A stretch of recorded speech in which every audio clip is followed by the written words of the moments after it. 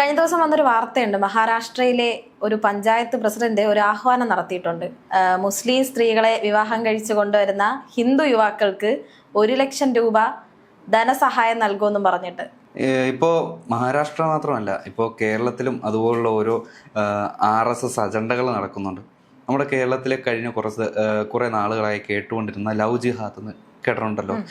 മറ്റു മതത്തിൽ നിന്നും മുസ്ലിം യുവാക്കൾ അവരെ വശീകരിച്ച് മതം മാറ്റി അവരുടെ കാര്യങ്ങൾക്ക് ഉപയോഗിക്കുന്നു, അല്ലെങ്കിൽ തീവ്രവാദത്തിന് ഉപയോഗിക്കുന്നു എന്ന രീതിയിലുള്ള ലവ് ജിഹാദ് എന്നുള്ള ഒരു ആക്ഷേപം ഇതിനു മുമ്പുണ്ടായിരുന്നു. പക്ഷേ ഈ ഒരു പഞ്ചായത്ത് പ്രസിഡന്റ് മുതൽ ഒരു മന്ത്രി അല്ലെങ്കിൽ കേന്ദ്രമന്ത്രി വരെ നടത്തുന്ന ഈ ഒരു ആഹ്വാനങ്ങൾക്ക് ഇതിന് എന്ത് പേരിട്ടാണ് വിളിക്കേണ്ടത്? അല്ലെങ്കിൽ അവരുടെ ഒരു സമുദായത്തിനെ തകർക്കാൻ ഒരു കൂട്ടത്തിൻ്റെ ഒരു ആഹ്വാനം അല്ലെങ്കിൽ ഒരു ഗൂഢാലോചന, അതിൻ്റെ ഭാഗമായിട്ടാണ് ഈ പഞ്ചായത്ത് പ്രസിഡന്റിന്റെ ഈ ഒരു മുറവിളി. ഇത് മാത്രമല്ല, കർണാടകയിലെ കഴിഞ്ഞ വർഷം ഒരു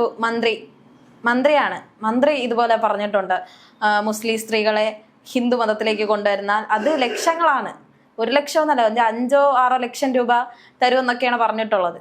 അല്ല, എൻ്റെ സംശയം ഇതാണ്, ഇവരുടെ തന്നെ കൂട്ടത്തിൽ സ്ത്രീകൾ അല്ലെങ്കിൽ പെൺകുട്ടികളുണ്ട് ഇവർക്ക് കല്യാണം കഴിക്കാൻ. പക്ഷേ ഇതുപോലെ നടക്കുന്നവർക്ക് പെണ്ണ് കിട്ടുന്നില്ല.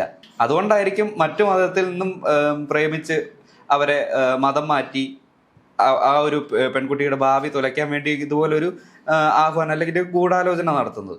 എനിക്ക് തോന്നുന്നത് ഒരു മതത്തെ ഉന്മൂലനം ചെയ്യാനായിരിക്കും അവരിങ്ങനെയൊക്കെ ശ്രമിക്കുന്നതെന്നാണ്. അതെ, സ്വന്തം കാര്യം നോക്കി മുന്നോട്ട് പോയാൽ ഇപ്പോൾ ഒരു ഏതൊരു യുവാവിനെയും പോലെ കല്യാണം കഴിച്ച് വിവാഹ ജീവിതമായിട്ട് മുന്നോട്ട് പോകേണ്ട ആൾക്കാരാണ്. അവരെയാണ് ഇതുപോലെയുള്ള ധനസഹായങ്ങൾ നൽകി പ്രലോഭിപ്പിച്ച് ഇതുപോലെ ഓരോ കാര്യങ്ങൾ ചെയ്യിക്കുന്നത്.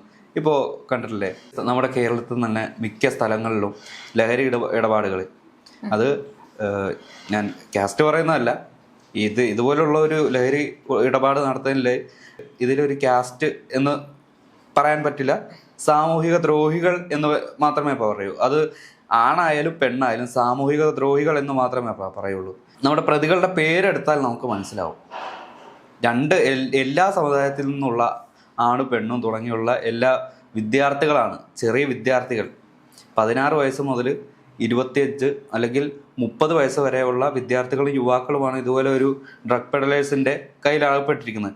ഇതും ഈ ഒരു ബി ജെ പി നേതാവിൻ്റെ ആ ഒരു മുറവിളിയും വെച്ച് നോക്കുകയാണെങ്കിൽ ഇത് തമ്മിൽ കണക്റ്റഡ് ആണെന്നാണ് നമുക്ക് മനസ്സിലാവും. ഒരു ജനപ്രതിനിധി തന്നെ ഇങ്ങനെയൊക്കെ പറയുമ്പോൾ അതൊട്ടും ശരിയായ കാര്യമല്ല. ഭരണഘടനയ്ക്ക് എതിരായിട്ടാണ് ഇവരൊക്കെ സംസാരിക്കുന്നത്. ഇവർക്കെതിരെ ആ ഒരു ജനപ്രതിനിധി എന്ന് പറയുമ്പോൾ ആ ഒരു ജനത്തിന്റെ പ്രതിനിധിയാണ്. ആ ഒരു RSS ജനം അല്ലെങ്കിൽ ആ ഒരു RSSകാരുടെ ജനപ്രതിനിധിയാണ് ഈ പറയുന്ന ആ പഞ്ചായത്ത് പ്രസിഡന്റ്. അപ്പോൾ അവർക്ക് വേണ്ടി പല ആഹ്വാനമോ അല്ലെങ്കിൽ പ്രലോഭനങ്ങളോ വാഗ്ദാനങ്ങളോ ആ ഒരു രീതിയിൽ നൽകൂ. അങ്ങനെ നൽകാനേ ആ ഒരു പഞ്ചായത്ത് പ്രസിഡന്റ് അല്ലെങ്കിൽ ആ ജനപ്രതിനിധിക്ക് കഴിയൂ.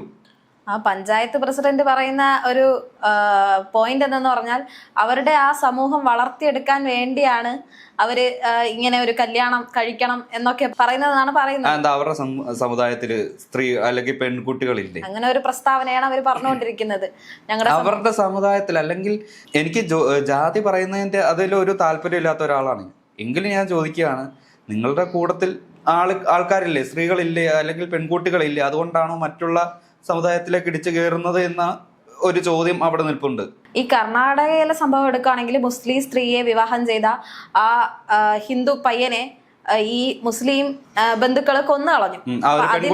ആ പെൺകുട്ടിയുടെ ബന്ധുക്കളെ കൊലപ്പെടുത്തുന്നുണ്ട്. അതിനെതിരെയാണ് ഈ മന്ത്രി പറഞ്ഞിരിക്കുന്നത്, ഈ മുസ്ലിം യുവതികളെ കല്യാണം കഴിക്കണമെന്നും 1 ലക്ഷം രൂപ ധനസഹായം നൽകുമെന്നൊക്കെ പറഞ്ഞിരിക്കുന്നത്. ഇപ്പൊ ഒരുപാട് സംഭവങ്ങൾ ഉണ്ടായിട്ടുണ്ട്. ഇത് എണ്ണപ്പെട്ട അല്ലെങ്കിൽ ഒറ്റപ്പെട്ട സംഭവങ്ങളല്ല. രാജ്യത്തിൻ്റെ പല ഭാഗങ്ങളിലും ഇതുപോലെ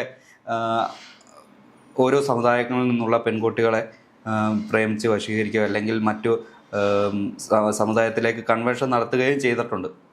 ഇപ്പോൾ നമ്മുടെ കേരളത്തിൽ തന്നെ ഒരുപാട് ദമ്പതികളുണ്ട്. ജാതി മതവും പ്രശ്നമില്ലാതെ ജീവിക്കുന്ന ഒരുപാട് ദമ്പതികളുണ്ട്. ഒരു പ്രണയമാണ് അവരുടെ മുന്നിലുള്ള ആകെ ഒരു കോമൺ ഫാക്ടർ എന്ന് പറയുന്നത്. അവർക്ക് ആ ഒരു പ്രണയത്തിന് മുമ്പിൽ ജാതി മതം കാര്യങ്ങളും എല്ലാം ഒന്നുമില്ല. അവർ ഇപ്പോഴും സന്തോഷമായി ജീവിക്കുന്നുണ്ട്. അതുപോലെ ജീവിക്കുന്നവർക്കൊരു ഭീഷണിയാണ് ഇപ്പോൾ ഇതുപോലുള്ള ഒരു ഈ RSS പ്രവർത്തകരുടെ ഇപ്പോഴത്തെ ഒരു നയം.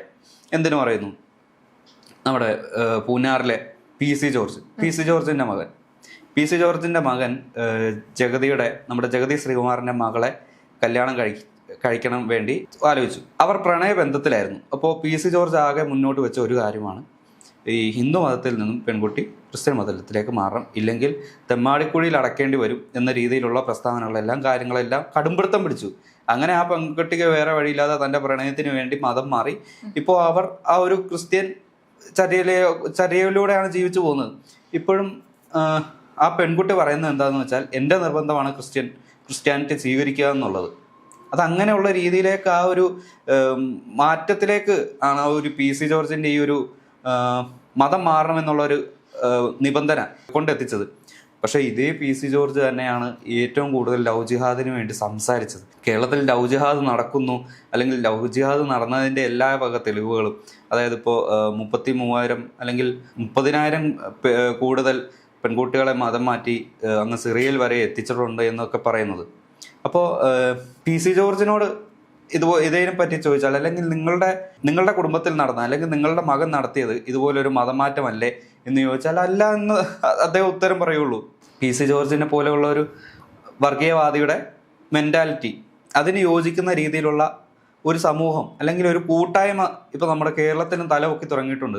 അതിൻ്റെ ഭാഗമായിട്ടാണ് ഓരോ പ്രണയങ്ങളും അല്ലെങ്കിൽ ഒളിച്ചോട്ടങ്ങളോ, അല്ലെങ്കിൽ ഈ രണ്ട് ആൺകുട്ടി അല്ലെങ്കിൽ പെൺകുട്ടിയെ ജീവിക്കാൻ ആവാതെ ആത്മഹത്യ ചെയ്യുമ്പോഴോ ആ ഒരു സംഭവത്തിലേക്ക് അതിൻ്റെ മതം ചികഞ്ഞു പോകുന്നത്. സത്യം പറഞ്ഞാൽ ഇപ്പോഴത്തെ ഒരു ചെറുപ്പക്കാർക്ക് പ്രണയിക്കാൻ തന്നെ പേടിയാണ്. അല്ലെങ്കിൽ സ്വന്തം സമുദായത്തിൽ തന്നെ പെട്ട ഒരു പെൺകുട്ടിയെ കണ്ടെത്തി പ്രണയിച്ച് അവരെ സ്വന്തം ജീവിതത്തിലേക്ക് കൊണ്ടുവരാനുള്ള ഒരു ധൈര്യമേ അവർക്കുള്ളൂ. അപൂർവം ചിലർ മാത്രം സ്വന്തം പ്രണയത്തിൽ വിജയിക്കും, എന്നിട്ട് അവരൊരുമിച്ച് ജീവിക്കും. അല്ലാത്തവരെല്ലാം പല കാരണങ്ങളായാലും ജാതി മതത്തിൻ്റെയൊക്കെ വേലിക്കെട്ടുകൾ കൊണ്ട് പിരിഞ്ഞു പോവുകയാണ്. അതിനെല്ലാത്തിനും ഏറ്റവും കോമൺ ആയിട്ടുള്ള ഒരു കാരണം എന്താണെന്ന് വെച്ചാൽ, ഈ മതം ഉയർത്തിക്കൊണ്ടുവരുന്ന ഇതുപോലുള്ള വർഗീയവാദികളുടെ നാവാണ്, അല്ലെങ്കിൽ ഇവരുടെ ഒരു പൊതുശല്യമായിരിക്കുന്ന ഈ ഒരു സമൂഹത്തിൻ്റെ ഇടപെടലുകളാണ്. അവരെ ഭയന്നിട്ടാണ് ഏറെക്കുറെ അല്ലെങ്കിൽ ഭൂരിഭാഗം പ്രണയങ്ങളും ശിഥിലമാവുന്നതും അത് തകർന്നു പോകുന്നതും അവർക്ക് ആ ഒരു പ്രണയത്തിൽ വിജയിക്കാതിരിക്കാൻ ഉള്ള ഒരു അവസ്ഥ വരുന്നത്. അപ്പം നമ്മുടെ കേരളത്തിലേക്കും ഈ ഇതുപോലുള്ള ലക്ഷങ്ങൾ വാഗ്ദാനം ചെയ്യുന്ന വന്നിരിക്കും. ലക്ഷങ്ങളല്ല, കോടികൾ വാഗ്ദാനം ചെയ്ത് അങ്ങനെ ഒരു ക്യാമ്പയിൻ തന്നെ വന്നിരിക്കും. അതിൻ്റെ ഉദാഹരണമാണ് ഇപ്പോൾ ഈ KP ശശികല ടീച്ചറിനെ പോലെയുള്ള, അവരുടെ ടീച്ചറെന്ന് പോലും വിളിക്കരുത്, രാജവെമ്പാലയേക്കാൾ വിഷമുള്ള ഒരു വർഗീയവാദി, അങ്ങനെ തന്നെ വേണം അവർ വിശേഷിക്കാൻ. ഒരു ദിവസമെങ്കിലും ഒരു സമുദായത്തിനെ കുറിച്ച് കുറ്റം പറഞ്ഞില്ല എങ്കിൽ അവർക്ക് ഉറങ്ങാൻ സാധിക്കില്ല. അവർ പറയുന്നത് നമ്മുടെ ചെറുപ്പക്കാരെല്ലാം കല്യാണം കഴിക്കാതെ നിന്നു പോവുകയാണ്, മറ്റുള്ള സമുദായത്തിലുള്ള പെൺകുട്ടികളും ആൺകുട്ടികളും എല്ലാം കല്യാണം കഴിഞ്ഞാൽ സുഖമായിട്ട് അവർ പരമ്പരകളായിട്ട് ജീവിക്കുന്നു. പക്ഷേ നമ്മുടെ സമുദായത്തിലുള്ളവർ എന്തുകൊണ്ട് നിന്നു പോകുന്നു? അതുകൊണ്ട് തന്നെ മറ്റുള്ള രീതി നമുക്ക് അവലംബിക്കാം എന്ന രീതിയിൽ ആഹ്വാനം പരോക്ഷമായി തന്നെ ഈ ശശികല നടത്തിയിട്ടുണ്ട്. അപ്പോൾ ഇതുപോലുള്ള വർഗീയ വിഷങ്ങളുള്ള നമ്മുടെ കേരളത്തിൽ എപ്പോൾ വേണമെങ്കിലും ഇതുപോലുള്ള ഒരു ഓഫറുകൾ ഓരോ യുവാക്കളെ തേടിയെത്താം, ഓരോ പെൺകുട്ടികളുടെയും ജീവിതം നഷ്ടപ്പെടുത്താനുള്ള കാരണവുമാകാം.